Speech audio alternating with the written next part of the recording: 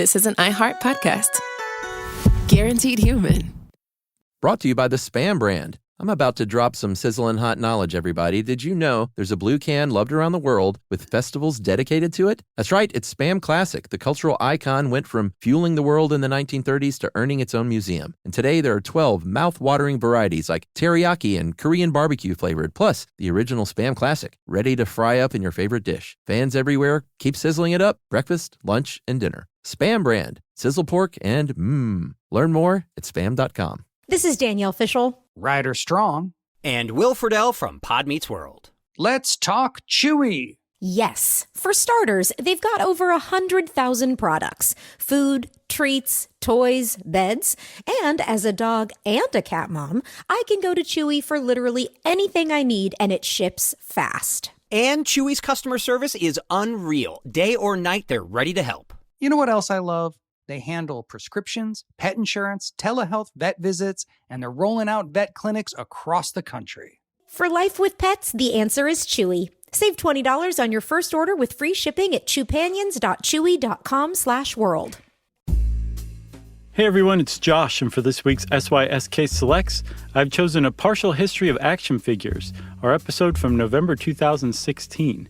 And it is a really, really in-depth look at action figures. I mean, we talk about different types of plastic molding, for goodness sake. But it's also chock full with nostalgia and good feelings and lots of warm memories between me and Chuck about our childhoods playing with action figures. So I hope you enjoy it. We certainly did. So you should too. Welcome to Stuff You Should Know, a production of iHeartRadio.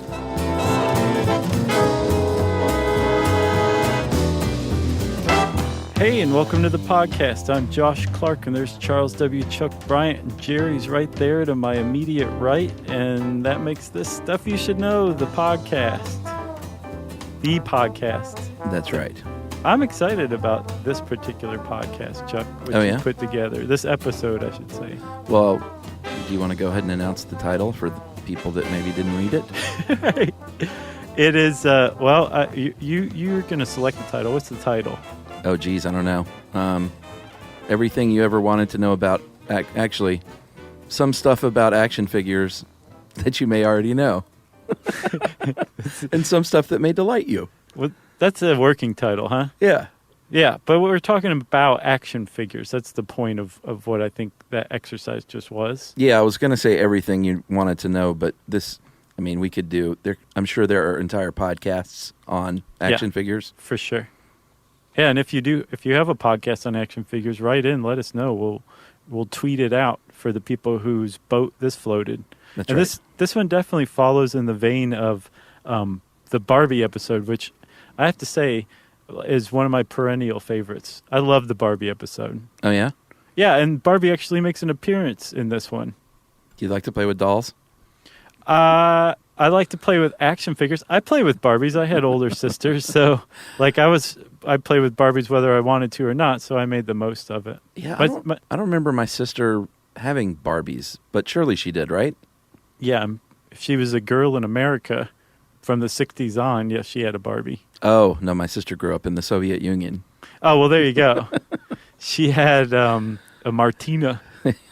There probably was a Martina. But, I mean, that was a pretty good episode, and this one's kind of similar. It's got it all. And like I said, Barbie kind of pops up in the beginning. She actually inspired action figures, like basically directly. When Mattel, I think it was Ruth Handler who invented the Barbie doll, right? Yes. And when she and Mattel released it, it was just a huge, enormous hit.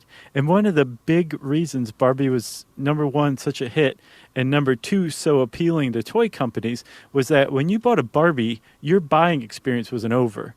There were always like more clothes and shoes, and like my sister had the pool that you could hang out with, and it had like a shower that actually worked. There's just a ton of extra stuff to buy. And so when you bought a Barbie, you wanted all the other stuff too. And toy companies wanted to figure out how to do that with boys' toys, but they just couldn't quite figure it out because no one had ever come up with a doll for boys. And that's kind of what it required, is coming up with a doll for boys. And no one had cracked that nut but Barbie made the whole thing all the more appealing, I guess. Yeah, finally, this dude named Stan Weston, who actually knew Miss Handler, and he was in the toy racket, and I guess I shouldn't call it a racket. It's a bit of a racket. It's a bit of a racket. So he said, like you were talking about, like, there's tons of money to be made here. He was a military history buff, and so he had this, the light bulb went off over his head, and he says, what if we could come up with a soldier doll, or perhaps even a series of soldier dolls, and maybe not call them dolls. Yeah, Actually, that was a big one. He didn't come up with the name. To be fair, his boss at Hasbro, VP Don Levine, in 1963, he was pitched this idea, and he went nuts over it, and he's the one that said maybe we should call them action figures. Right, yeah. Stan Weston approached Don Levine at like that toy fair and said, I got a great idea. And apparently he gave him $100,000 just for the idea. And then he since he worked with Hasbro, he's like, guys, I've got a good idea here. So that roughly translates into about $782,000 in today money, which is good dough for an idea. But of course, anytime you're the schmuck that comes up with the idea that you sell for even $782,000 and it goes on to be like hundreds of millions of dollar business, you probably always kind of feel like, I got taken for a ride. Yeah, a little bit. I'm sure Stan Weston was like, I'll have millions of good ideas like these that I can sell for $780,000 a piece, I'm sure. He may have. Yeah, I don't know. It was certainly not one like G.I. Joe, right? Well, that's what we've been talking about. We've talked about G.I. Joe a lot on the show, so it feels appropriate that we sort of go down that rabbit hole if we're going to be talking about action figures. Well, yeah, because G.I. Joe was the one that literally started the action figure craze. Every action figure that's out there, from like Action Jesus to the Marvel superhero action figures, every action figure came from G.I. Joe. And if you want to get feminist about it, every action figure, including G.I. Joe, ultimately came from Barbie. Yeah, that's a good way to look at it. Yeah. So, all right, here's the deal that I never knew. G.I. Joe debuted in 1964 before Christmas. It's almost as if they had planned that. The original, I knew all this stuff. The original was 12 inches and had 21 moving parts. And the thing I did not know was that G.I. Joe was the collective name of all four of these armed forces dolls. You didn't know that? I thought the guy was Joe. No, for my era, the main guy was Duke, and for your era, the main guy was Rocky. Well, it depends on which one you had. Okay. So there was Rocky was the Army and the Marines. Skip was the Navy guy, and Ace was the Air Force guy, the fighter pilot. Right. So they ran out of names after name 3. And circled back to Rocky. They ran out of names, and they all were identical except for their clothing. Yeah, as far as I know, right? Wasn't their head different? Oh, or I don't was know. It the same? Was it the same face for each one? It was literally just their clothes were different. I don't know. I'm going for my own memory, which is that they were all the same dude, and they were all Franco Harris.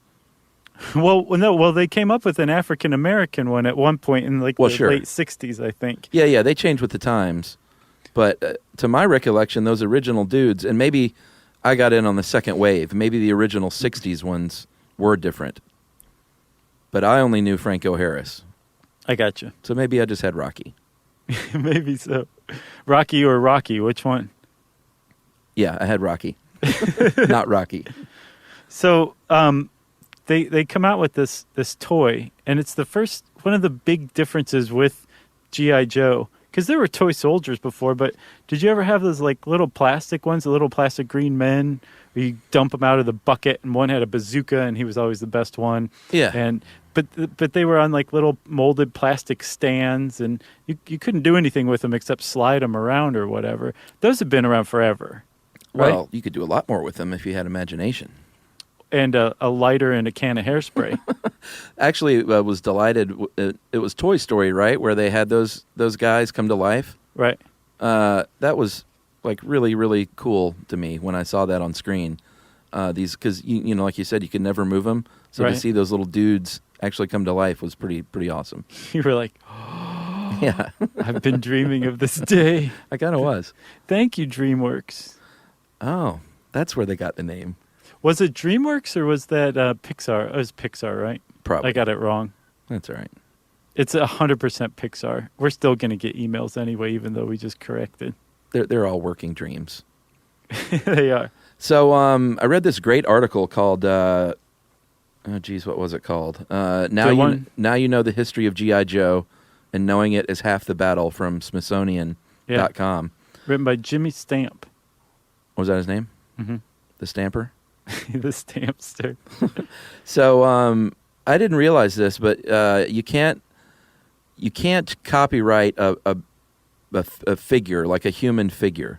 So that was sort of an issue when people started to do knockoffs of G.I. Joe. But apparently early on in the process, G.I. Joe was well known for that scar on his face. And I didn't even know this. He had an inverted thumbnail. Mm-hmm. And both of these were because of errors in production. But those flaws were what allowed them to go after people for copyright infringement. That's right. That's crazy. Yeah, it is. I guess they were natural. Like, they didn't plan them or anything like that, but they just were happy accidents, I guess. Yeah. And actually, I've read also elsewhere, Chuck, that G.I. Joe was so successful, as we'll see, that by the 70s, there were so many knockoffs that Hasbro released its own line of knockoffs of cheaply made G.I. Joes to compete with the knockoffs. What? And dilute their market share. Yeah, it was called Defenders. And they were just these really weird. cheaply made versions of the big G.I. Joes. Well, it was a huge hit, though. It says here that they accounted for almost 66% of Hasbro's profits in 1964. That's insane. That is nuts. And that was the year it came out, right? Yeah, like right out of the gate, it was a really big deal. And again, one of the reasons why was because you had toy soldiers before, but this guy could move. He had, I think, like 28 or 29 moving parts, or different parts. And he was articulated, so he could lift up his hand and karate chop you, although he didn't get the kung fu grip until the mid-70s. Yeah, that's where I came in. Okay. So he had kung fu grip when you knew G.I. Joe? Yeah, very much. Gotcha. It was so kung fu. Right. But he still looked like Franco Harris. But he still looked like Franco Harris, yes. And then the other big innovation was not an innovation at all. It was following the Barbie model, but for boys it was that this doll, which no one called a doll. In fact, I believe Hasbro wouldn't do business with you if you were going to call it a doll as a retailer. They would just be like, "Well, you don't get any G.I. Joes. This is an action figure." That's right. But on the package itself, and I don't know if you remember this or not. I don't, because I wasn't born yet. But there were pictures of the other dudes and the other outfits you could get. So when you bought one G.I. Joe, you as a kid were made immediately aware, whoa, there's other G.I. Joes out there, and I want to collect them all. Some little kid came up with that collect them all phrase just in his little brain. Yeah, some little kid named middle-aged marketing executive. Don Levine. So not only that, but they had, like Barbie, they had all manner of other things that you could collect and buy. I had the jetpack, which nice. You would attach to a string to simulate jetpacking and send flying like between two trees. Gotcha. And then I had the submarine. It was like a sea wolf. It was really cool. How big was the submarine if you were playing with 12-inch G.I. Joes? It was... It'd take up the size of like the family room? Well, this is not going to mean anything to anyone at home, but it's about the size of this lamp on our desk. Oh. So it was like a one-man sub? Yeah, I feel like it was... I can't remember exactly. I feel like it was about the size of a little smaller than a bowling ball. Mm-hmm. How's that? Like a child's bowling ball. Yeah, because he had to sit in it. You're right, and he was a big dude, even though you would, in a seated position, he was smaller. And then I had the 6-wheel or 8-wheel, I can't remember, all-terrain vehicle. Well, that's nice. And that's about all that we were. That's about all we could afford. But that was probably quite an outlay from your parents. No, it was great, and that was over time. Right, several Christmases, right? Yeah, and this was, like I said, I came in on the 70s, but in the 60s, they actually, G.I. Joe did not do very well because of the Vietnam War. Yeah. And it was actually I think it was actually went away from production for a while. Yeah, it did. They basically retired him. I think the Vietnam War hurt sales, so they took him out a little bit. And then they re-released him again and kind of rebranded him, I think, too, as rather than a soldier, they rebranded him as an adventurer, right? So yeah, totally. This machete's not for cutting off the hands of a Sherpa who leads us into danger. It's for, cutting through vegetation and on a jungle adventure to save Sherpas who are, for some reason, live in the jungle now. Yeah, and they like you said, they called him adventurer, or the naval officer was called an aquanaut. And I very much remember that being the deal. Like, I didn't think of him as a soldier. I thought of him as, I thought his name was Joe because I guess I was a dumb little kid. But I guess Rocky, the G.I. Joe adventure guy. Right. / Franco Harris. Right. And G.I. Joe, actually, it was taken from a 1945 movie called The Story of G.I. Joe. That's where that came from. Did you ever see that? No. Have you? No. Oh, okay. I was just curious. So, Chuck, G.I. Joe is, he starts to do kind of poorly because of Vietnam. They take him out. They re-release him. And he doesn't do very well when they bring him back out, even though he's an adventurer, right? So G.I. Joe left. They stopped making G.I. Joes for a while, and it left this big vacuum that was just waiting to be filled. And it was filled by a little company named Mego. And we'll talk about Mego after this break. How about that? Sounds good. Stuff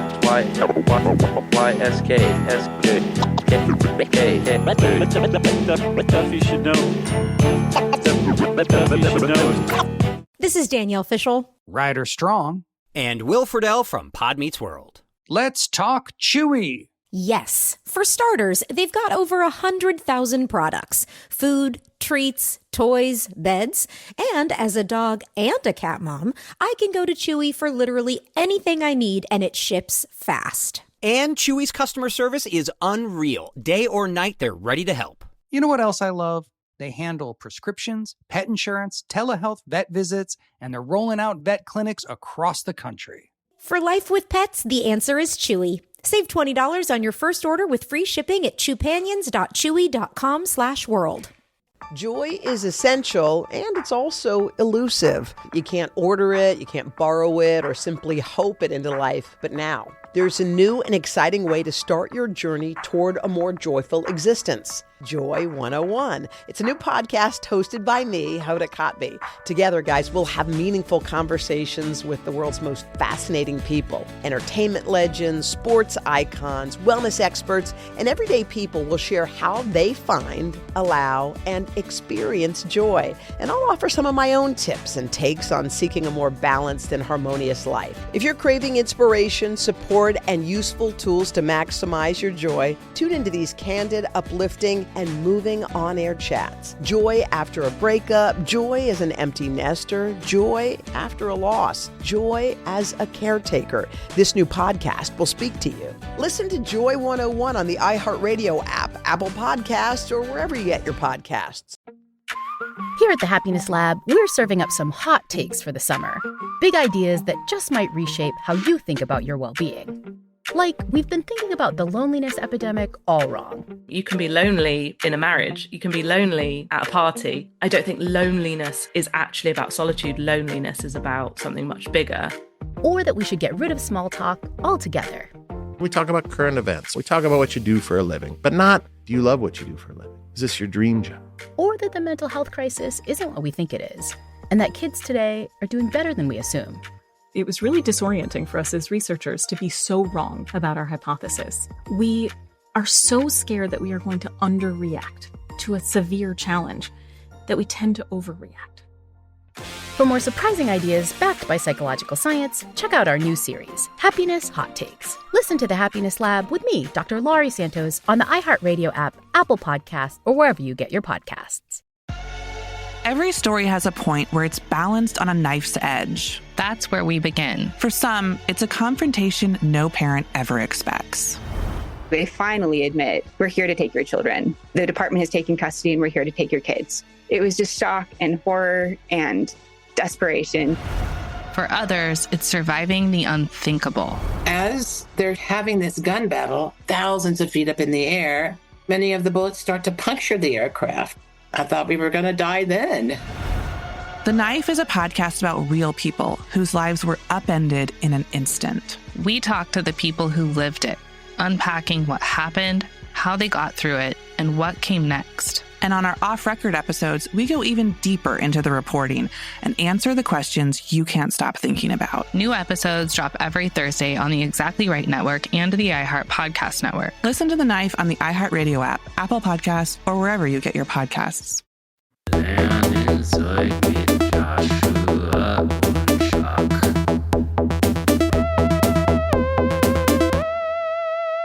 All right, is it Mego or Mego? I've been saying Mego in my head just because I'm a dumb American. No, well, I think Mego is probably how they say it in the UK. Oh, was that where it came from? No, they're American. I say Mego. To be honest, I have no idea. I'm sure there is a right way that Tommy Mego would love to tell you about, but or Tommy Mego. But yeah, I've said Mego in my head. But I don't know which one's correct, to tell you the truth. All right, well, we'll just proceed thusly. I'll say Mego, you say Mego. Let's just call the whole thing off. So go ahead with Mego. So, G.I. Joe's gone. But again, this was, you said it accounted for like 66% of Hasbro's sales just in the first year. And he was a hit year after year after year for many years, right? And even when they brought him back, sales were terrible compared to the initial stuff, but they were still making money off of them, right?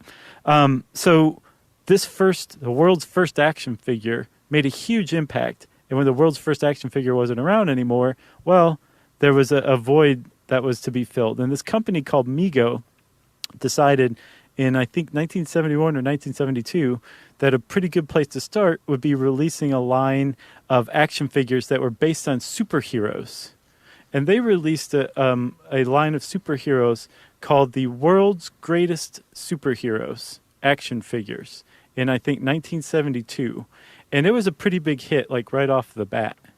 Yeah, and what they did was they were super smart and kind of had a lot of vision and said, I think where it's at is not necessarily creating characters from whole cloth that kids don't know of, but licensing very famous characters and selling them. So they got a hold of licenses for Spider-Man and the Hulk and Batman and Wonder Woman and Iron Man and Captain America. Yeah, and not just, if you'll notice, it's DC and Marvel characters in the same line. Like, that's unheard of today. They did not discriminate back then. No, they did. It was a wonderful time. And not only that, but they said, we're making money hand over fist selling these action figures. Do you think kids would actually buy villains like the Joker? And do you think they would buy side characters like Robin and Batgirl and other villains like the Riddler and things like the Batmobile and the Batcave playset? Mm-hmm. And before you knew it, they were pumping out things like Bruce Wayne's foundation building. I know that was a real thing. Or what was the other weird one? The store? Oh, they had an exclusive with the Montgomery Ward store. So it wasn't a store, but at Montgomery Ward only. Oh. You could buy the non-superhero versions of superheroes like Peter Parker and Bruce Wayne, which is like, all right, you sit there in your cubicle and that's what you do while the rest of us are saving the world. That's what you do with that action figure. All right, that makes much more sense. I thought they had a Montgomery Ward playset. That's what I thought at first too. And like Bruce Wayne worked there or something, which right. Of course he didn't even work. I don't know what I'm thinking. No, he just gave orders. They were making tons and tons of money. In 1973, they moved into movies with their Planet of the Apes line, which was some plastic primates, and then the astronaut that was taller, and that was a huge hit. Yeah, and the other thing about Mego, too, was that all action figures had been like 12 inches tall up to that point, and Mego's line was 8 inches. So action figures are starting to shrink a little bit now. That's right. And the one I actually had, even though I have no idea why, I had the Star Trek Enterprise bridge. Oh, yeah? And then I guess, I know I had Spock and Kirk and a couple of others, but, I'm well known to not have ever seen any Star Trek at all, right. except for maybe one movie or something. So I have no idea why I got that. If it was a cool action figure, I had I had a weird wizard action figure when I was a kid. But you're into weird wizards. You still are. yeah. Well, I am now as a grown up. I wasn't as a kid. I was like, what is this thing? Gotcha. Some weird wizard. Well, I don't know why I had it, but the Star Trek, their collection, that was another big hit. So they literally kind of, G.I. Joe and Barbie, of course, kind of spawned this thing, but it seems like Mego really took it to another level. Yeah. Yeah. Action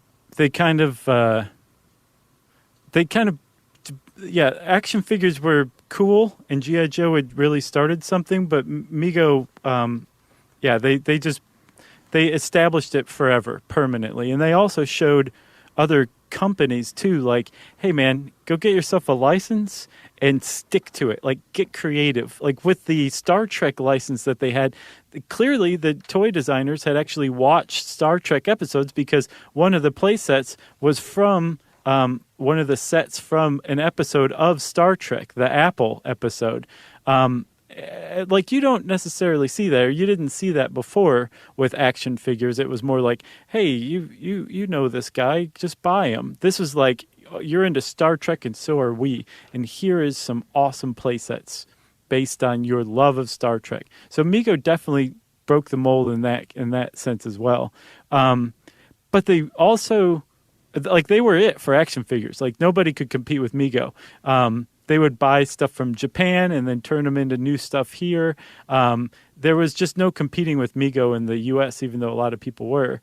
But they also dropped the ball in the most spectacular fashion anyone could ever drop the ball in the action figure world. Yeah. It's almost an elegant end to the story because it literally makes you cringe when you read it. And there's two different versions, but both of them are like, oh, man. Yeah, I think there's really only one version. I literally could not find a single source other than this one guy's blog who claimed the other version. But what we're talking about, and if you know action figures, you probably see this coming, they declined the Star Wars brand and allowed Kenner to pick it up. Yes. So how, though? Which story is true? Well, the story that I think is true is that they didn't want to invest, and they said that, we're not going to throw our money at every little thing that comes along.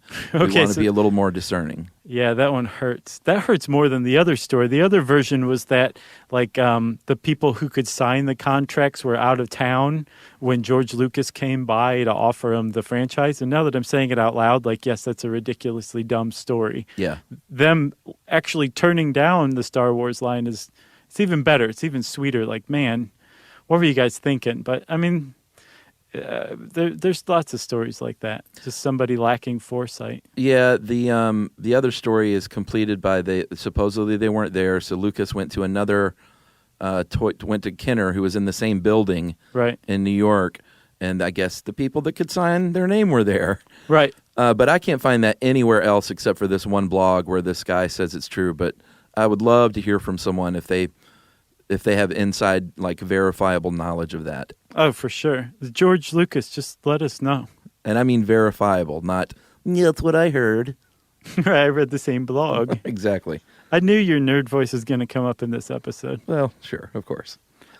So if you have a love of Mego, or you just want to know what we're talking about, also go check out the Mego Museum online, MEGO Museum, and it's just basically this wonderful online museum dedicated to everything that Mego ever put out. It's pretty cool. I wasn't even around when these things came out, and yet they still somehow make me nostalgic, Exactly. All right, so let's jump back a little bit to 1966, and we're going to explain how they went from 8 inches, even though they were still making the 8 inches after 66, how they eventually got down to the 3 3/4 inch. G.I. Joe was licensing their stuff out to other countries, all over the place. There was a UK company who released it under the name Action Man, and eventually they licensed it to Japan, to a company called Takara. They went on to create some action figures based on G.I. Joe, and then due to the oil crisis in the early 70s, they started developing smaller versions. So at 3 3/4 inches, they developed Microman, released him in 1974, and that kind of led to this new thing, which was smaller dudes. And kids didn't care. No. Not only did we not care, so now we're starting to enter my wheelhouse. Not only did we not care, these smaller ones are vastly superior to the older ones. Oh, you think? Yeah. So we agree on a lot of stuff. But I would say this is the one thing that divides us more frequently than anything else is whether the original big G.I. Joes or the second wave small G.I. Joes are better. All right, let me ask you, sir. Have you ever held in your hands and played with a 12-inch G.I. Joe with a Kung Fu grip? I would not touch one. So you can't even say then. Have you played with the small one? Yeah, man. I had tons of small action figures. Oh, okay. All right. Oh, did you have the Star Wars stuff? Oh, yeah. So you think the big one's superior? Well, yeah, it's 12 inches. It articulates 19 different ways. Ew.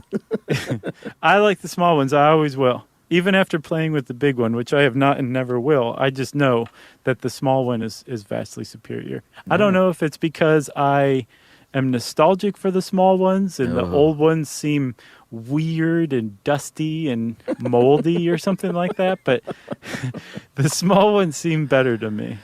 All right. At the very least, you have to admit the wave of G.I. Joes that were released when I started playing with them, just the line itself was better, regardless of the size of them. Right? Well, let's go ahead and talk about that because G.I. Joe changed a lot once it became a cartoon, and we're going to talk about some really cool political stuff that had no idea went into this.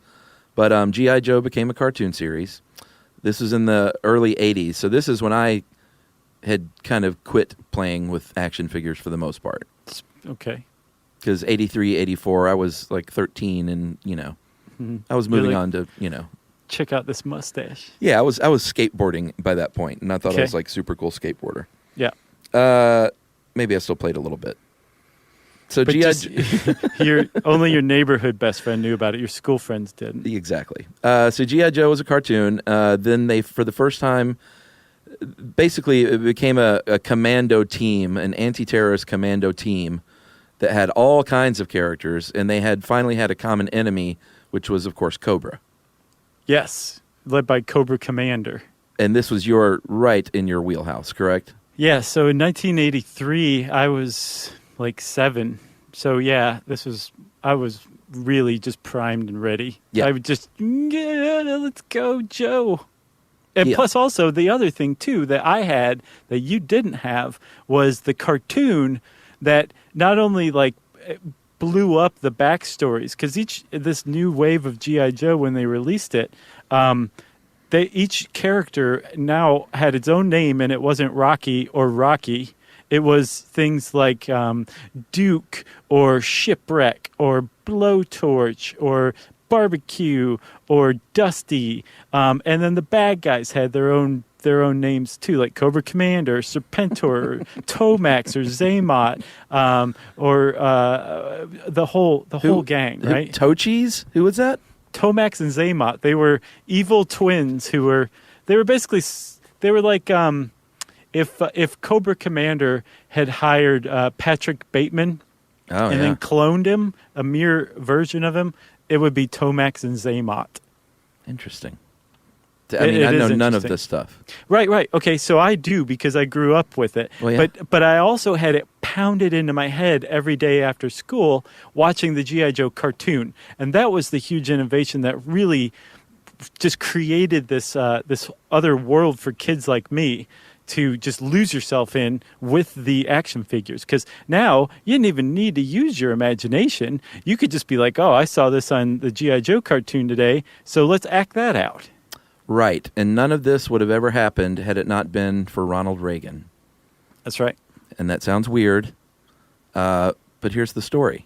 So in the late 70s, there was a lot of concern about kids and advertising, about advertising to children. So the FTC, the Federal Trade Commission, got a task force together, and they said, should we ban or regulate this marketing to children? They put together 6,000 pages of testimony from the oral testimony, 60,000 pages of expert testimony from all these experts on child psychology and health and nutrition, because it had to do with, food and sugary candies and stuff like that too.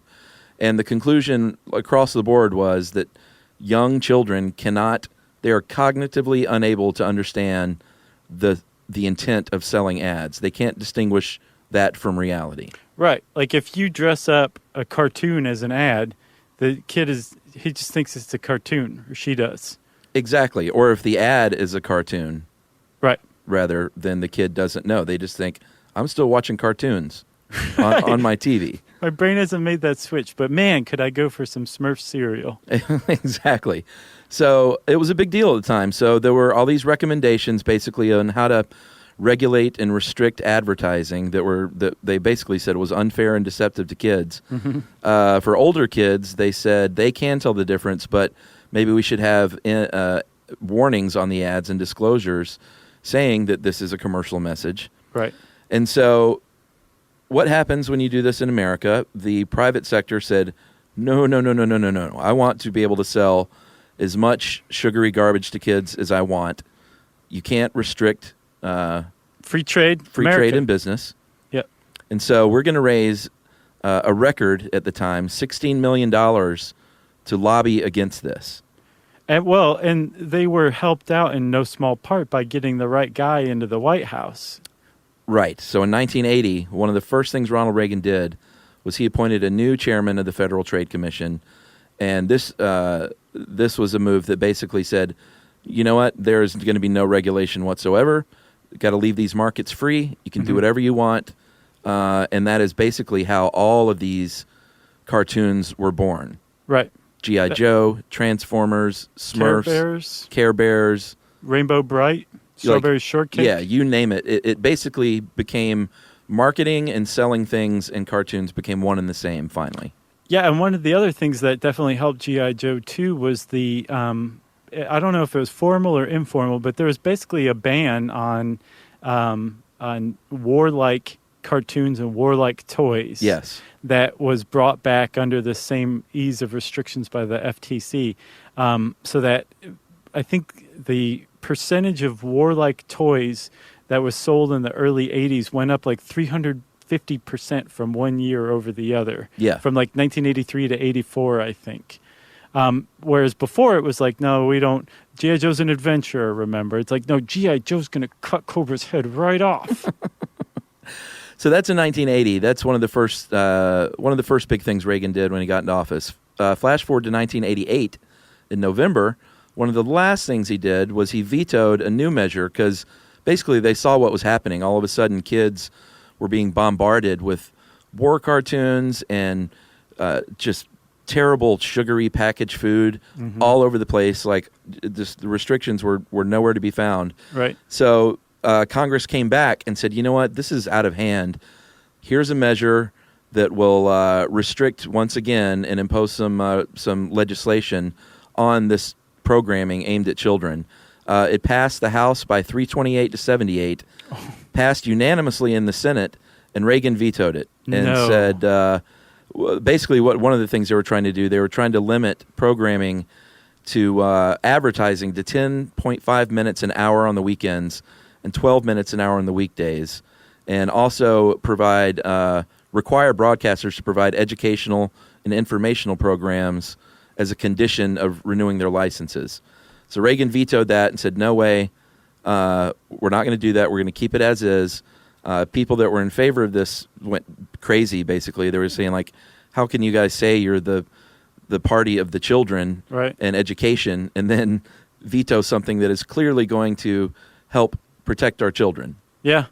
That was messed up, man. I had no idea about that one. Yeah, and not only that, what happened was, along with this deregulation, the toy companies and the cartoons, they kind of got in bed together and they said, you know what, if you schedule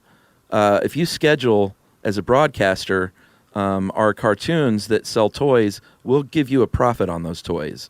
So nice. If you run these G.I. Joe cartoons, then we'll give you a little cut of what we're selling. Plus, also, we'll buy ads on those cartoons or on your network, too, to sell those toys when you show these cartoons, I imagine.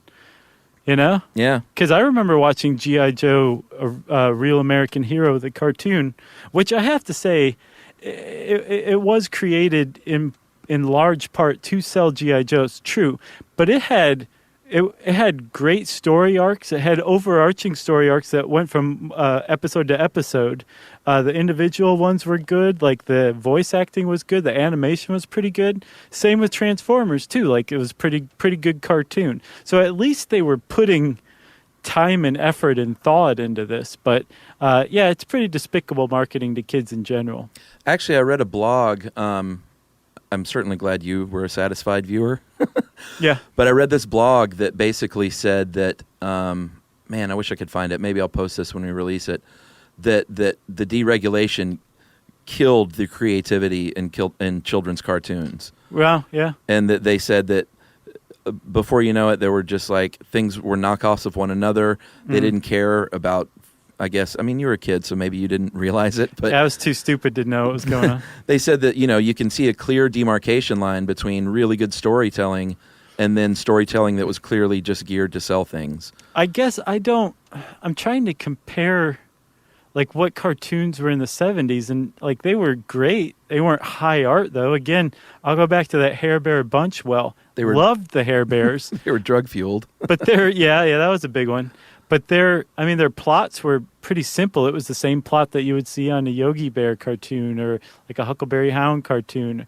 Scooby-Doo was interesting, and it was pretty cool, but it was basically the same storyline every single time. Like with Scooby-Doo, and I'm not trying to argue in favor of corporate America marketing to kids and ruining creativity, but like there weren't any overarching storylines aside from Scooby being crazy for Scooby Snacks and Scooby-Doo, and there definitely was in G.I. Joe, like when they went around the world and took the DNA of all of these great dictators and conquerors like Alexander the Great and Napoleon, and put them all together and created Serpentor, who was actually the new guy who was in charge of Cobra, because Cobra Commander was a bit of a coward. Uh-huh. Did you not know any of this? How do you not know this stuff? But I was trying to kiss girls in the roller skating rink at this point, gotcha. And you thought girls were gross still. It's true. It's true. But it definitely helped shape me, and I am nostalgic for it in that sense, and I am appreciative. But, Chuck, I propose that sooner than later we do an episode on marketing to kids, because this whole deregulation story is just fascinating. Yeah, I mean, I didn't really know anything about it, because I was still a dumb kid when this was going on. Well, let's do it, though, okay? Agreed. So that was G.I. Joe, shaped my childhood. You don't say. Just a tad. So, but prior to G.I. Joe, the first 3 3/4 inch action figure in the U.S., as far as I know, was the Star Wars line. And the Star Wars line, again, when Mego passed it up, they quickly realized that we really screwed up. They released like a Buck Rogers line and a Black Hole line. Remember that movie, The Black Hole? I do. From Disney. It's really creepy, even still. So they tried to catch up, and they ended up going bankrupt in 1983, basically as a result of losing this Star Wars line. Sad. And so Kenner picked up the Star Wars line instead, and they released them. And right out of the gate, in 1978, which I believe was the first year that they released these things, these 3 3/4 inch Star Wars line of action figures. In 1978, 1979, they made $100 million each year from selling those. Yeah. They sold about 40 million units a year. And from 1978 to 1985, which I think was the whole run of the Star Wars lines, the original run with Kenner sold 300 million units. So if they're selling 40 million a year and making 100 million each year from that, they sold 300 million total. So Kenner made some serious bank off of Star Wars. Yeah, off of me and my lawn mowing fund. Yeah. For sure. I feel like I had at least doubles of most of the major characters, many of the minor characters, the TIE Fighter, the X-Wing, the Death Star. Oh, you lucky The duck. land You had speeder. all those? The land speeder. I also had the big dolls. Don't know if they were 12-inch, but What is it with you and big dolls? maybe 10. Man, they're huggable. Yeah, I had the big Luke and the big. I think the big Luke and the big Vader and maybe like one other, maybe Chewbacca, but not all of them. And basically whatever I could either get for my birthday or Christmas or save my allowance to buy, right, I would get. And I was all in. I didn't know that these were collectible, of course. I ripped right into them to play, to play with them like normal children do. Sure. I didn't put it like in a box on a shelf to try and keep it in mint condition. But that's weird to do, though, as a kid. Yeah, I don't know. I mean, maybe there were kids doing it. I didn't know any. We all played with them. Sure. But I mean, that was originally the point. I think it wasn't until like much later that it became evident that you could sell them to people who wish they had them in the package still for a lot of money. Yeah, and should we close later on with the some of the more valuable ones? Yes, for all right. sure. So that's a tease. Okay. Everybody. Should we take a break? Yeah, we should. Was that it about Star Wars, you think? I don't have anything else, really. I mean, there's a gazillion other things we could talk about, I guess, but what more do you need to know besides that they were huge hits? That's it. All right, we're going to take a break, and we're going to come back and talk a little bit about the how these things are actually made. Stuff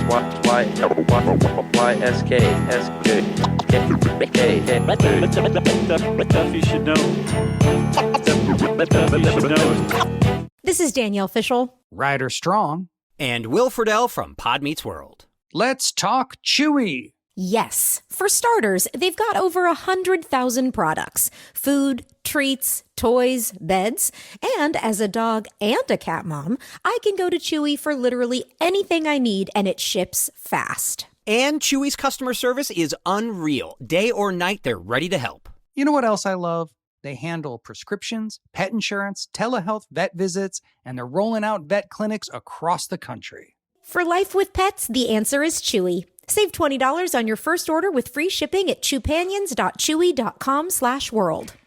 Joy is essential, and it's also elusive. You can't order it, you can't borrow it, or simply hope it into life. But now, there's a new and exciting way to start your journey toward a more joyful existence. Joy 101. It's a new podcast hosted by me, Hoda Kotb. Together, guys, we'll have meaningful conversations with the world's most fascinating people. Entertainment legends, sports icons, wellness experts, and everyday people will share how they find, allow, and experience joy. And I'll offer some of my own tips and takes on seeking a more balanced and harmonious life. If you're craving inspiration, support, and useful tools to maximize your joy, tune into these candid, uplifting, and moving on-air chats. Joy after a breakup, joy as an empty nester, joy after a loss, joy as a caretaker. This new podcast will speak to you. Listen to Joy 101 on the iHeartRadio app, Apple Podcasts, or wherever you get your podcasts. Here at the Happiness Lab, we're serving up some hot takes for the summer. Big ideas that just might reshape how you think about your well-being. Like, we've been thinking about the loneliness epidemic all wrong. You can be lonely in a marriage. You can be lonely at a party. I don't think loneliness is actually about solitude. Loneliness is about something much bigger. Or that we should get rid of small talk altogether. We talk about current events. We talk about what you do for a living, but not, do you love what you do for a living? Is this your dream job? Or that the mental health crisis isn't what we think it is, and that kids today are doing better than we assume. It was really disorienting for us as researchers to be so wrong about our hypothesis. We are so scared that we are going to underreact to a severe challenge that we tend to overreact. For more surprising ideas backed by psychological science, check out our new series, Happiness Hot Takes. Listen to the Happiness Lab with me, Dr. Laurie Santos, on the iHeartRadio app, Apple Podcasts, or wherever you get your podcasts. Every story has a point where it's balanced on a knife's edge. That's where we begin. For some, it's a confrontation no parent ever expects. They finally admit, we're here to take your children. The department has taken custody and we're here to take your kids. It was just shock and horror and desperation. For others, it's surviving the unthinkable. As they're having this gun battle, thousands of feet up in the air, many of the bullets start to puncture the aircraft. I thought we were going to die then.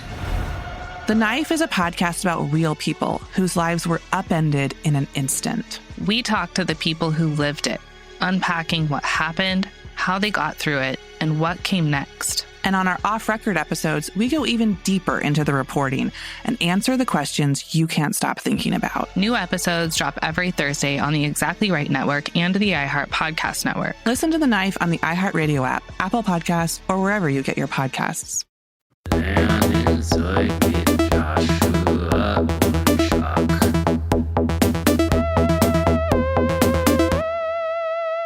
All right, so just to put a little bow on the action figure thing before we get into how they're made, Transformers came along, was huge.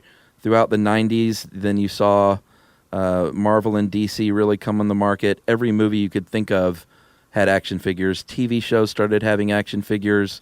Older popular movies started having action figures, like for nostalgia's sake. Like I literally had a Scarface doll. Oh, yeah, I've seen that. A Scarface Al Pacino that I used to have in the office. And, did it come with a mound of cocaine? It did. Plastic mound of cocaine? It did. And now, you can find pretty much any kind of action figure you want, from politicians to older movies and TV shows and like things you wouldn't even imagine people would, like Welcome Back Kotter action figures. Yeah, and I didn't realize this, but apparently companies intentionally will release like a very limited run of some where like they're missing their thumb or like it's mislabeled on the package to make these things to make them valuable for the aftermarket, the collector's market, which seems really untoward to me. Like gaming the collector's market by manufacturers, that's just the opposite of what you're supposed to do. So is that verified? That sounds urban legendy to me. Well, it was in one of the articles you sent, and I took it. The person who wrote the article sounded like they knew what they were talking about. Really? But was that the same article from the guy who said that? Oh, I don't know. That Kenner couldn't sign the contracts because the right people weren't there? I don't know, because the first thing I think of is if they're doing that, then what's to keep them from artificially manufacturing something that's going to be valuable and just keeping a bunch of them themselves? Yeah. Well, most companies like money now rather than a little more money later. So that would probably do it. Yeah, that's true. All right. So you want to talk about how these suckers are made? Yeah, you found some good stuff here when you put this together. Yeah, I thought this was pretty interesting. So it starts with design, right? Right. Which, I mean, it's pretty sensible. You say, give us a Thor character, you sucker. And they're talking to an artist, a sculptor, when they say that. So the sculptor gets to work like creating basically a skeleton. It's called armature out of wire. And the wire's in basically a position. Thor likes to run holding his hammer. So he'll be kind of like in a crouched running pose. And then they slap some clay around it, maybe bake it a little bit to make it stiff. And then they mold very, very roughly the general body shape and head shape of Thor. And then they kind of start to get to work from there. Yeah, rough Thorness is what they look for early on. Right. And this, it depends on the action figure. There are all different kinds that have varying levels of movement. Mm-hmm. And depending on what you're going to end up with is really going to inform the process. Mm-hmm. But let's say you're Thor and you want to move your arms, move those big pipes a little bit. Right. They may choose to sculpt the arms separately or maybe the legs separately. They almost always do the head separately because it's got all this fine detail, and you just want to work on that by itself. Right. And when you're messing with the head, you're just your wrist is like going into the chest that you just finished, and why do I always do this? Now I have to start over. Pretty much. So they're working with this torso, perhaps only. Put him aside. Work on the arms, work on the hands, work on the head, and eventually, once you've got this head and face like you want it, you're going to attach that back on, build a neck, and build some hair. And if it's one that's completely plastic, you're going to do the clothes and everything and the suit. Sometimes you have real cloth, though, like in a cape. So you're not gonna carve that out, obviously. No, they'll add that later. And sometimes like an action figure will come with like a breastplate or boots or Thor's hammer. Maybe they gave Thor Kung Fu grip. So you'll have to mold that also separately. But then sometimes, and you'll know this already probably as the designer, they're going to be like, no, we don't want any of that weird cloth. That's like a big G.I. Joe, and that just weirds people out. We want it plastic and molded. So they'll basically carve the clothing out of the original sculpture as well.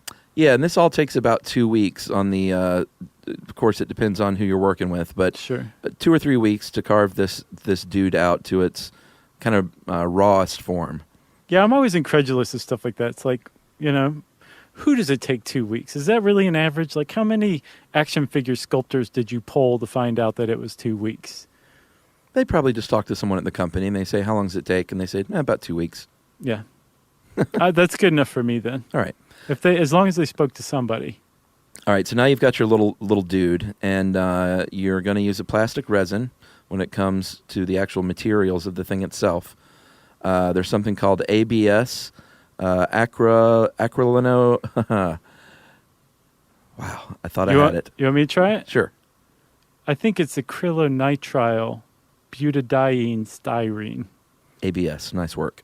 3 types of plastic in one. That's right. So that's the harder plastic for the main body. They may use something like polypropylene or polyethylene for the various parts or pieces. You got your fabrics if you have capes and things like that. That's so weird. Well, no, I mean, even the little small figures had like the Jawas had capes. They had I know. Not capes, but cloaks. No, I know. I remember. That weirded me out too. And I think finally I understand what it is that I don't like about the large G.I. Joes. They had fabric clothing. And it was ill-fitting clothing, too. Like, did you see, I don't know if you had it or not, but the original G.I. Joe, like, some of them came with a raincoat, but it didn't look like a raincoat. It looked like he was wearing a sleeping bag that had a drawstring around his face. You sure it wasn't a sleeping bag? I'm pretty sure it was supposed to be a raincoat. But I think that's what it was. It was just creepy, Yeah. That was all. I guess it's not actually the size. It's the creepy factor brought on by this clothing that didn't fit quite right. Like, it's the kind of clothing that you would make for a son who was a serial killer, but you didn't want to turn him in, so you just keep him locked in the basement, and you got to make his own clothing. You have to make clothing for him. This is the kind of clothing you would make him. That's, I think, what creeps me out about it. Well, you're working through some stuff, so I'll check in with you at the end. We'll see exactly what it is you hate about the tall dolls. All right, cool. Okay. So the manufacturing process, you got to create the mold next. You want a master mold, or maybe it might be more than one mold. And this requires the most time. They say in this article about 2/3 of the whole time is spent making these molds. Yeah, which makes sense. And it takes a few months. Again, is that arbitrary? Who knows? Yeah. This guy's like, probably just takes a couple months. And then once you have the molds, and you also have to make a decision when you're making the molds. Do you want to make the torso and the legs together? Is he going to move his arms? If so, you probably want to do 2 different molds for the arms. So there's a pretty decent amount of decision-making work that goes into just coming up with what molds you're going to make. And then once you make the molds, then yes, you have to make the molds, you have to operate them, and then you have to decide what kind of what's the word I'm looking for, where you actually make the plastic figure. Molding, which I should have been able to come up with because we were talking about molds at the time. That's right. So there's different kinds. I looked up one kind called rotational molding. Yeah. I guess that's what Star Wars was going to try at first, but they lost too much detail on the figure, so they went to, I think, an injection molding process. But with rotational molding, you've got a mold, and it's on this computerized arm, and this arm just kind of spins around inside an oven, and inside the arm is like powdered plastic resin, and I guess it just melts it by kind of slowly spinning it around. I don't understand what the problem is, but I guess injection molding is far superior. Yeah, I guess so. I mean, the deal with injection molding, they pump it into 2 pieces, and then they apply pressure to those 2 pieces to mold them together while it cools and hardens. But I think what you get there is, which is why probably they wanted to use the rotational molding, is if you have those little Star Wars guys, or I imagine G.I. Joe if they were injection molds. Yeah. If you look at their body from the side, it's in two pieces, and sometimes you can see a little seam. Yeah, that's true. On their head or on their arm or something, or probably not on their arm because those were separate. But yeah, sometimes you could see the seam where the two halves were pressed together. They wanted that smooth look for the rotational molding that provides, but I guess the detail is the trade-off. So that's the rotational molding. You don't have seams, but you lose fine detail. Yeah. With injection molding, you can get the detail, but you can see the seams of where the two sides of the mold came together. I guess, but man, I mean, how bad could that detail have been? Because when you look at those early Star Wars figures, I mean, the detail was not great. No. You know? Like, had I been Mark Hamill, I would have been like, this is what you think my face looks like? Yeah, like they were... I mean, they've gotten way better. Like, the stuff they're making today is amazing. But it's almost too good, you know what I mean? Like, yeah, there's some amazing stuff out there, but that was one of the great things about these, especially the 3 3/4 inch guys. They were meant to be played with. They were meant to have imagination bestowed on them and little child's hands. It's not supposed to sit on your desk at work or something like that and just as adornment. Like, they were meant to be played with, and they were subtly downgraded from, the stuff that's out today. They were downgraded to an upgrade. Yes.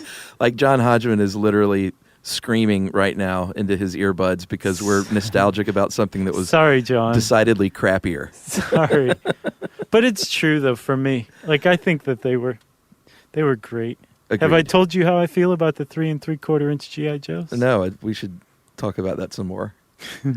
All right, so you've got this mold now pressed together if it's injection, and then you have to assemble it if you have the arms separately perhaps, or basically anything else that doesn't come on that original mold. You're going to have to assemble it together, put all the little finishing details, maybe the clothing that you hate so much, maybe they're painted with a little more detail, that detail that you hate so much. Right. And all the things that make a better action figure that you hate so much. It's not that I hate it. It's just, I don't know. I get it. I'm not quite sure how to put it. But I'm just teasing. Yeah. So I don't hate it. I just really don't like it. The final key to this whole thing is packaging and shipping. So you think, big deal. What's the big deal with the package? But a lot of thought goes into the packaging, like you were talking about earlier with the G.I. Joe actually advertising the other dudes on the package. Right. But that classic cardboard-backed clear plastic casing. The shell. The shell, that was sort of became the standard and what everyone came to think of as an action figure package. Yeah, and man, that was another thing that with the wave of G.I. Joes that I played with, that really put a lot of time and effort and thought into the packaging. And that was definitely part of it. That really helped sell the action figures in a lot of ways. Yeah. Like even though I tore right into it, like I said, I disregarded the package. Well, with the later G.I. Joes, there was a card on the back that had like their code name, their specialty, their backstory, and like you'd clip them out and collect those as well. Like, it was definitely part of it. I collected the Star Wars trading cards too. Mm-hmm. It's funny, I went back and got all my old cards not too long ago. And I didn't collect a ton of cards. I thought, like, ooh, maybe there'll be some, Ken Griffey rookie card in here worth $5,000. And so foolishly, I thought I had something of value, which I did not. Yeah. But I went through and I had some weird cards that I don't even remember collecting. Like what? I had Welcome Back Kotter cards. No. Oh, yeah. That's twice that Welcome Back Kotter has made an appearance in this episode. I was not expecting either one. I like the show a lot, but I don't remember buying these cards. I had Jaws, the movie cards. Yeah. I had lots of Star Wars cards. Mm-hmm. Some weird, I had football cards. I didn't even collect football cards, I didn't think. Yeah. I went through, I did the same thing you did. I got all the boxes of baseball cards from my dad's house, and I was like, where did I get all these football cards? And yeah. Who even collects football cards, It's untoward. It's weird, but the cool thing about the 70s cards is just the the look when you could Yeah. You had to back the camera off so you could fit the afro into the card. Yeah. And all these great haircuts and hairdos that all these guys had back then. Yeah. It's pretty great. Why is he holding that fist aloft? Yeah. And then Chuck, after the packaging, it goes to the stores, and little kids like us buy it and love it. That's right. And that's the end of the manufacturing process. Wow. What a journey. Yeah, that was something. We went all the way to China and back. We did. I don't think we pointed that out. A lot of times the molding process is in Asia, so that's one reason it takes so long. Right. Because they put them on slow boats. That's right. So you kind of teased this earlier. You found a list of the rarest Star Wars figures. Yeah, and I looked at other lists, and they listed different figures, so I don't know if that's something that changes a lot as far as which ones are the most valuable, because I literally saw at least 2 different ones that were described as the holy grail of Star Wars figures. Yeah. So, there can't be more than one holy grail. No. So everybody knows that. I do look forward to hearing from those in the know, but instead of saying these are the most valuable, let's just say we'll talk about some that are pretty rare and fairly valuable. I think that was pretty smart. So no one holds us our feet to the flame. Right. Yak Face. I had not heard of Yak Face. Had you? No. So Yak Face was one of Boba Fett's either guards or mercenaries, but he worked for Boba Fett. Or no, I'm sorry. Star Wars people, stop your emails. He worked for Jabba the Hutt. He's not the same person. You just caused 3 car accidents. 3 Toyota Priuses just... Right. Liberty Mutual is going to be like, this Josh Clark, we got to work him into our actuarial tables. Yeah, so he was part of the Power of the Force line. He was canceled, and you'll find that here's a common thread here, is rarity is what makes something valuable, and something can be a garbage figure, and they don't make many of them, and then it becomes valuable. Right. And I think he wasn't necessarily a garbage figure. He was just released at a time when, Star Wars figures sales in general were waning. So they sent him over to Europe. And this thing says that he was never released in the States. I saw that he was, but it was for a very brief time and a very limited run, and then they sent him to Europe, I think in 1985, Gotcha. where Return of the Jedi had just come out. So they were crazy for anything that had anything to do with Return of the Jedi. America was already like, who cares about Return of the Jedi? We're into Temple of Doom. Oh, yeah. Which I read an article about that recently.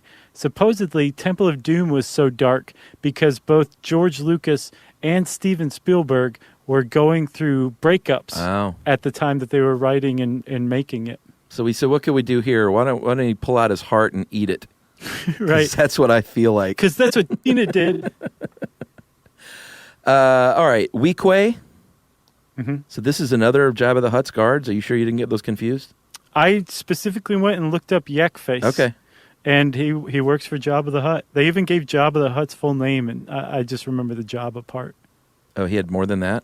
Yeah, the Hutt he was a member of the Hutts, like the race of Hutts, or the tribe of Hutts. So it was Gotcha. Jabba the Hutt, like, Chuck the American.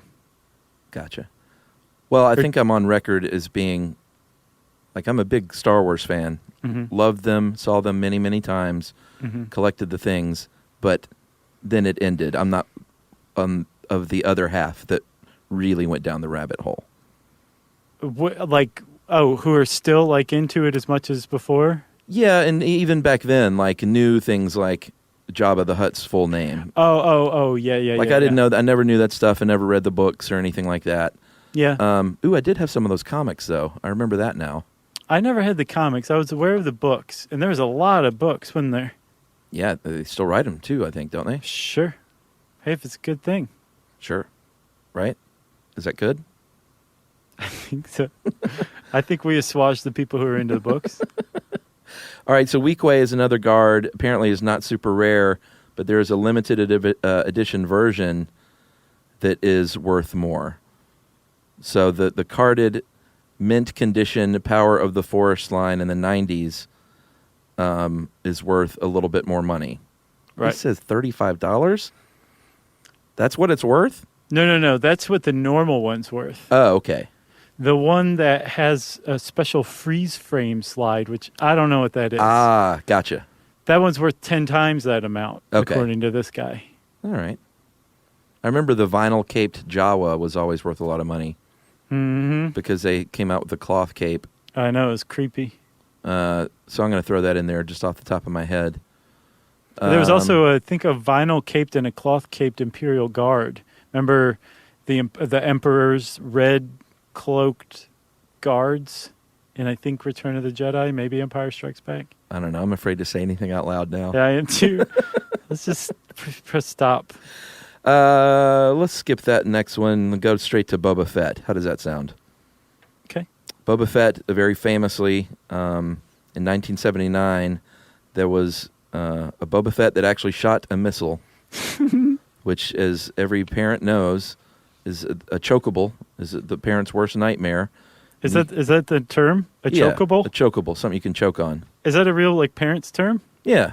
That's awesome. I did not know that. Yeah, supposedly anything smaller than the size of a toilet paper roll tube. What? Is a chokeable. Smaller than that? Yeah, so like if you can fit something through a toilet paper tube, then your kid can choke on it. Gotcha. That's what they say. Who says that? I don't know. The Today Show? Dumb parenting blogs. No, it makes sense, though. Yeah. Can't fit a football through that. Can't choke on a football. That's correct. The system works. You could choke on a tiny football, though. I guess so. It's all right, chokeable. So the chokeable Boba Fett, obviously they said this is a choking hazard, so Right. they scrapped the plans and redesigned it, and so they did eventually release the figure, but it had that, and I had this one, not the one that shot the rocket, because they never released that one, right? I specifically remember being in the same room with one that shot a rocket. Or you sure it wasn't hacked? Here's the other possible explanation. I saw it on an ad, and I'm confusing reality with television again. Because it says here they never released them in stores. I saw that too. But I'm like, I swear I saw one of these things. Or maybe we were just playing with it and we're like, this thing sucks. If it actually shot the missile, it'd be so much better. And I imagined what that would be like and then accidentally formed a memory. Who knows? I'm 40 years old now. I can't remember what was going on when I was 7 or 8. As far as how valuable these things are, if you can get your hands on one, I mean, I've seen things all over the place. One was sold for $18,000 last year. Wow. But then I also saw one where supposedly a $100,000 offer at a Sotheby's auction was turned down. What? So I have no idea the value of these dudes. But it's a lot of dough. Is that the Holy Grail one? Well, this is one of the Holy Grails. Do you remember what another Holy Grail you saw was? Yeah, the other one is supposedly the most valuable, is the double telescoping lightsaber for Obi-Wan, Darth Vader, and Luke. And I think Luke's is the most expensive. If you remember the little... Did you have any of these? I had a couple. So the lightsaber guys had a thing on the bottom of their arm, a little groove cut out with a little plastic knob that you would shove up toward the wrist, and a lightsaber would come out of the hand. Yeah. As if it were turning on. Right. The double telescoping, because that's a telescoping feature, Right. a double telescoping means that you could extend it even further out from the original telescope. Right. And those supposedly are super rare and worth a lot of dough. So that one I saw actually online. Oh man, I can't remember the site, but it's a great Star Wars action figure site, and they had a picture of it. Have you seen it? Yeah, I thought I had one, but I can't find it, so I don't think I do. Like the regular lightsaber that they had was just fine, but then the double telescoping part was just like this extra thinner, pointy piece of plastic that hung down at like a weird angle. It didn't keep going straight. Yeah, they always kind of bent. And it looked broken. You know? Yeah, but even if I did have one, it's well worn, so it's not like, I mean, I think all of these things, it's always like, mint condition in the package, it's worth this. Don't even talk to me if it's not mint. Yeah. That's the slogan. So I would love some of this cleared up by experts. We'll hear from them. The Boba Fett matter, yeah, I don't even know why I'm asking. The Boba Fett matter, which one is truly the Holy Grail? What happened with the Kenner, or not Kenner, the Mego Star Wars deal? Right, and did Lee Harvey Oswald act alone? Yes, we need answers, people. You got anything else? I got nothing else. This is a big overview. There's clearly many more stories to be told. I got a couple more. I just want to give shouts out. All right. Yojo.com. Okay. If you were into G.I. Joes and you want to feel nostalgic, go check that site out. It's amazing. And then I created a gallery a few years ago called Hilarious Knockoffs and Bootlegs of Beloved Toys. Oh, that was great. And it's just like this slideshow of toys from around the world that are, it's pretty obvious what they're supposed to be, but they're not. Like the name's just a little off, or they've tried to come up with a new brand altogether, but it's just some cheap version of something great. So go check that out too. It's kind of cool. Yeah. It was fun to put together. I bet. And that's it, man. That's all I got. Go watch the G.I. Joe PSAs by Eric Fensler again. They still hold up. Oh, yeah? You remember those? No. Where it was just weird dubs of those G.I. Joe PSAs, like Now You Know and Knowing Is Half the Battle. Yeah. You haven't seen these? I don't think so. Oh, okay. I'll send them to you. You're going to die laughing. Good. Yeah, you'll love them. You've been trying to kill me for years. That's a delightful way to do it. But this time, I won't be wearing gloves coming at your neck. That's it for me, man. Yeah, that's it for me. Okay, well, if you want to know more about action figures, you can type those words into the search bar of your favorite search engine. Since I said search engine and didn't do any buzz marketing, it's time for listener mail.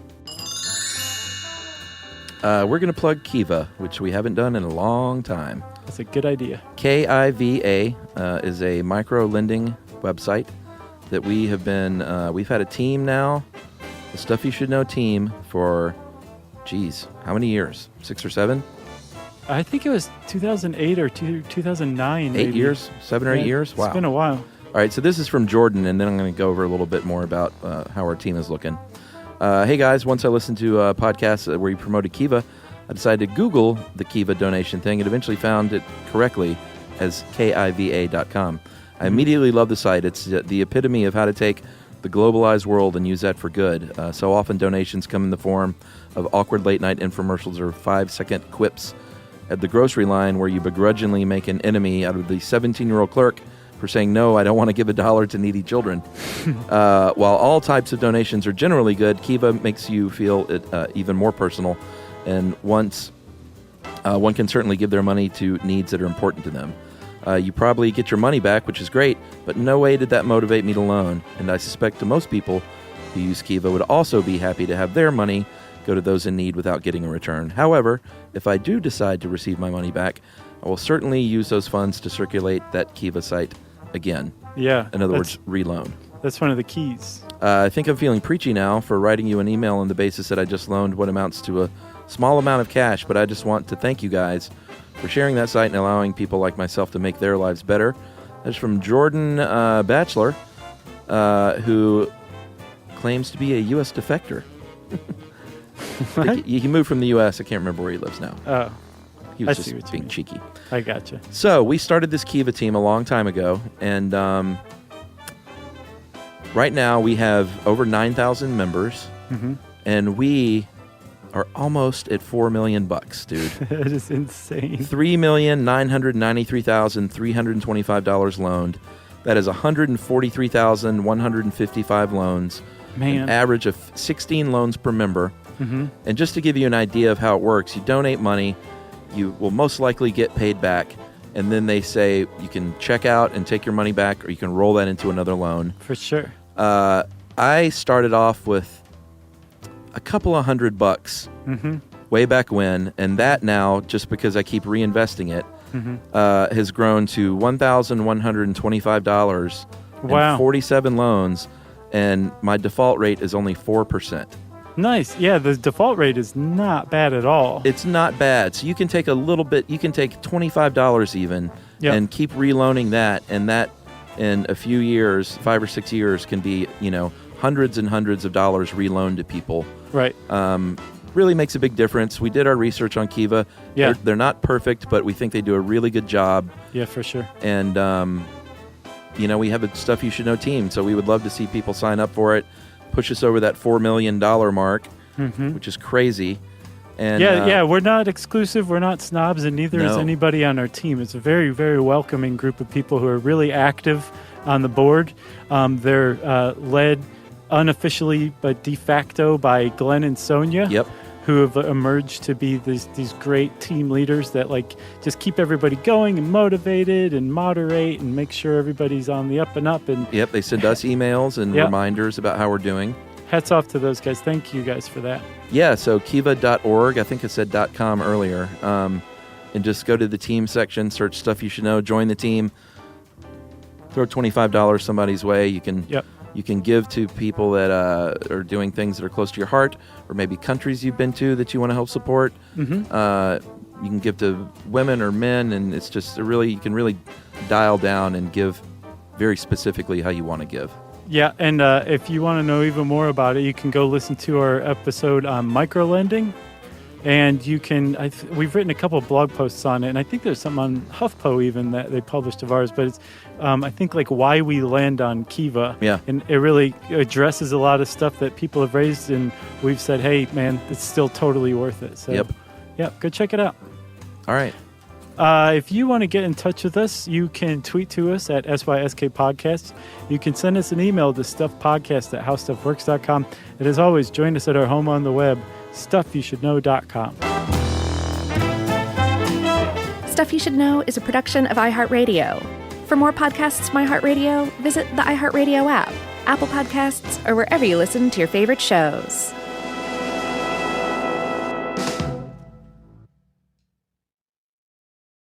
This is Danielle Fishel, Ryder Strong, and Will Friedle from Pod Meets World. Let's talk Chewy. Yes. For starters, they've got over 100,000 products. Food, treats, toys, beds. And as a dog and a cat mom, I can go to Chewy for literally anything I need, and it ships fast. And Chewy's customer service is unreal. Day or night, they're ready to help. You know what else I love? They handle prescriptions, pet insurance, telehealth, vet visits, and they're rolling out vet clinics across the country. For life with pets, the answer is Chewy. Save $20 on your first order with free shipping at chewpanions.chewy.com/world. Joy is essential, and it's also elusive. But now, there's a new and exciting way to start your journey toward a more joyful existence. Joy 101. It's a new podcast hosted by me, Hoda Kotb. If you're craving inspiration, support, and useful tools to maximize your joy, tune into these candid, uplifting, and moving on-air chats. Listen to Joy 101 on the iHeartRadio app, Apple Podcasts, or wherever you get your podcasts. This is an iHeart podcast. Guaranteed human.